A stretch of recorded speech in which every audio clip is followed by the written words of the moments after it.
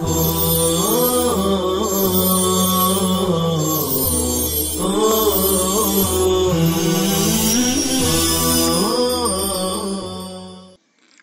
لله رب العالمين والصلاة والسلام على سيد الأنبياء والمرسلين محمد وآله وصحبه أجمعين. أعوذ بالله من الشيطان الرجيم. بسم الله الرحمن الرحيم. واتقوا فتنة لا تصيبن الذين ظلموا منكم خاصة. اور تم ایسے فتنے سے بچو جو خاص کر انہی لوگوں پر واقع نہ ہوگا جو تم میں سے گناہوں کے مرتکب ہوئے. وَاعْلَمُوا أَنَّ اللَّهَ شَدِيدُ الْعِقَابِ. اور جان لو کہ بلا شبہ اللہ سخت عذاب والا ہے. وَاذْكُرُوا إِذْ أَنْتُمْ قَلِيلٌ مُسْتَضْعَفُونَ فِي الْأَرْضِ. اور اس وقت کو یاد کرو جب تم تھوڑے تھے زمین میں، کمزور شمار کیے جاتے تھے. تخافون ان یتخطفکم الناس. تم اس بات سے ڈرتے تھے کہ لوگ تمہیں اچک لیں. فآواکم وأیدکم بنصرہ. سو اللہ تعالیٰ نے تمہیں ٹھکانہ دیا اور اپنی مدد سے تم کو قوت دی. وَرَزَقَكُم مِّنَ الطَّيِّبَاتِ لَعَلَّكُمْ تَشْكُرُونَ. اور تمہیں پاکیزہ چیزیں عطا کیں تاکہ تم شکر گزار ہو. یا ایھا الذین آمنوا لا تخونوا اللہ والرسول وتخونوا اماناتکم وانتم تعلمون. اے ایمان والو، خیانت نہ کرو اللہ کی اور رسول کی، اور نہ خیانت کرو اپنی آپس کی امانتوں میں حالانکہ تم جانتے ہو.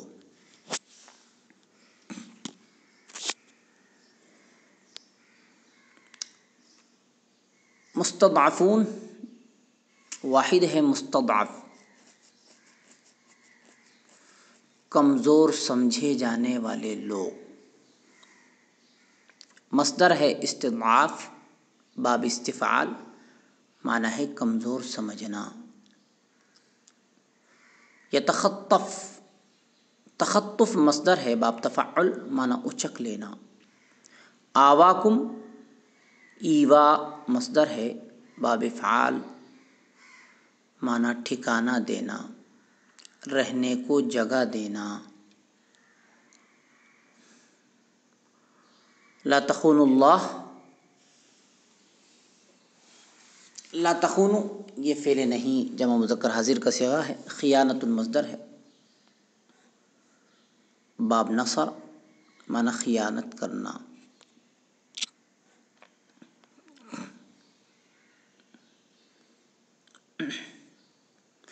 اتقوا فعل امر ہے، فتنتن یہ مفعول بہ ہے. لا تصیبن میں ہی ضمیر فتنہ کی طرف راجع ہے، گویا لا تصیبن یہ فعل بفاعل ہے. الذین ظلموا یہ مفعول بہ ہے لا تصیبن کا. منکم یہ جار مجرور مل کر فعل سے متعلق ہے. خاصہ یہ حال واقع ہیں.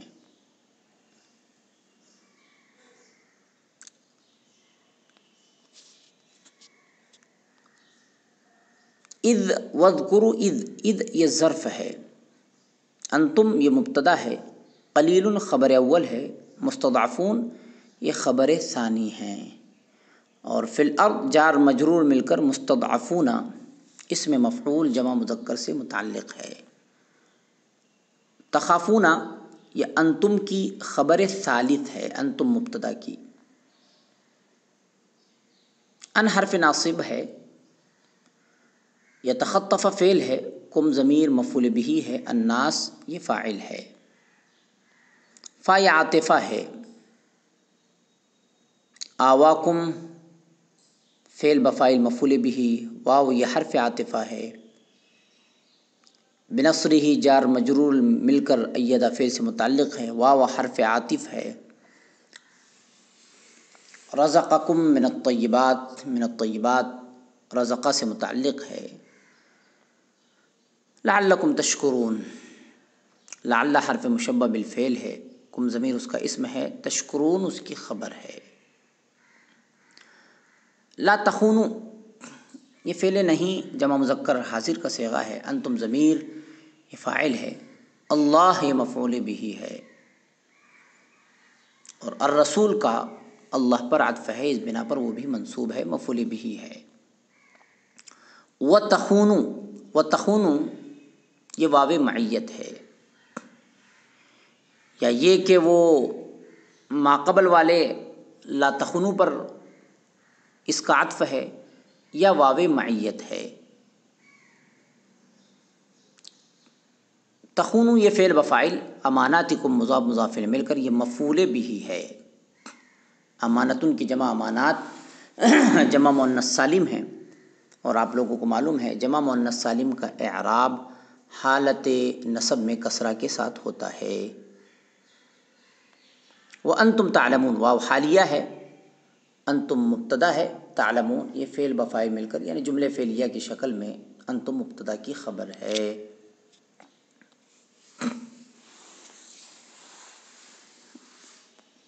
وَاتَّقُوا فِتْنَةً لَا تُصِيبَنَّ الَّذِينَ ظَلَمُوا مِنْكُمْ خَاصَّةً،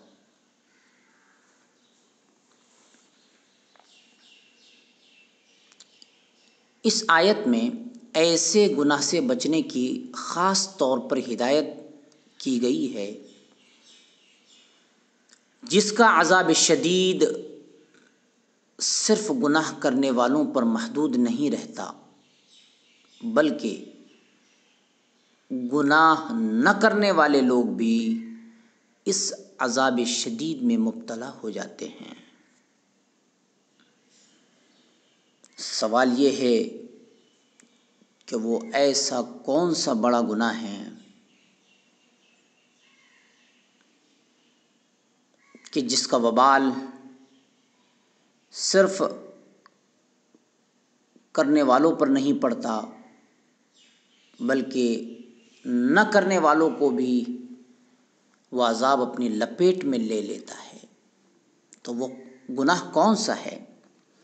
اس میں علماء تفسیر کے متعدد اقوال ہیں۔ بعض حضرات نے فرمایا کہ یہ گناہ امر بالمعروف اور نہی عن المنکر، یعنی لوگوں کو نیک کاموں کی ہدایت اور برے کاموں سے روکنے کی جد و جہد کا ترک کر دینا ہے۔ حضرت عبداللہ بن عباس رضی اللہ تعالیٰ عنہ نے فرمایا کہ اللہ تعالیٰ نے مسلمانوں کو اس کا حکم دیا ہے کہ کسی جرم و گناہ کو اپنے ماحول میں قائم نہ رہنے دیں، کیونکہ اگر مسلمانوں نے ایسا نہ کیا، یعنی جرم و گناہ دیکھتے ہوئے باوجود قدرت کے اس کو منع نہ کیا، یعنی لوگوں کو اس گناہ سے روکنے کی کوشش نہ کی، تو اللہ تعالیٰ ان سب پر اپنا عذاب عام کر دیں گے، جس سے نہ گناہ گار بچیں گے نہ بے گناہ۔ بے گناہ سے مراد یہاں وہ لوگ ہیں جو اصل گناہ میں گناہ گاروں کے ساتھ شریک نہ ہوں، مگر امر بالمعروف کے ترک کر دینے کے گناہ گار وہ بھی ہیں، یعنی وہ گناہ کا کام انہوں نے کیا نہیں ہے لیکن گناہ کرنے والوں کو گناہ سے روکنا بھی ان کی ذمہ داری تھی، انہوں نے اپنی ذمہ داری ادا نہیں کی، جس کی بنا پر یہ بھی گناہ گار شمار کیے گئے۔ اس لیے یہاں یہ شبہ نہیں ہونا چاہیے کہ ایک کے گناہ کا عذاب دوسرے پر ڈالنا بے انصافی اور قرآنی فیصلے اللہ تزر وازرۃ وزر اخری کے خلاف ہے۔ کیونکہ یہاں گناہ گار اپنے اصل گناہ کے وبال میں اور بے گناہ امر بالمعروف کے ترک کے گناہ میں پکڑے گئے. کسی کا گناہ دوسرے پر نہیں ڈالا گیا.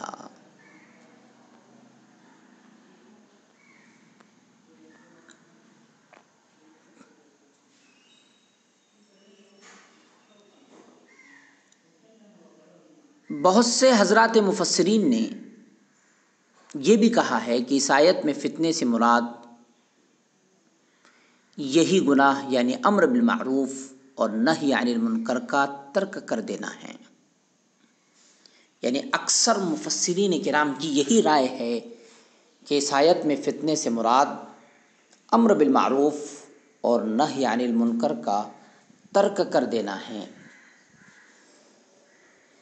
لیکن تفسیر مظہری میں اس گناہ سے مراد ترک جہاد کا گناہ ہے. خصوصاً اس وقت جب کہ امیر المؤمنین کی طرف سے جہاد کی دعوت عام مسلمانوں کو دے دی جائے اور اسلامی شعائر کی حفاظت اس پر موقوف ہو، کیونکہ ایسے موقع پر ترک جہاد کا وبال صرف تارکین جہاد پر نہیں بلکہ پورے مسلمانوں پر پڑتا ہے. کفار کے غلبے کے سبب عورتیں، بچے، بوڑھے اور بہت سے بے گناہ مسلمان قتل و غارت کا شکار ہو جاتے ہیں.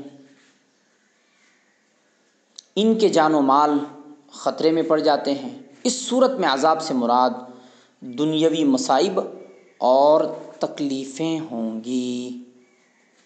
بہرحال گویا تفسیر مظہری کے مطابق گناہ سے ترک جہاد کا گناہ مراد ہے. لیکن ہم پہلے ہی بتا چکے ہیں کہ اکثر مفسرین کرام رحمہ اللہ نے امر بالمعروف اور نہی عن المنکر کا ترک کر دینا مراد لیا ہے. وَاذْكُرُوا اِذْ أَنْتُمْ،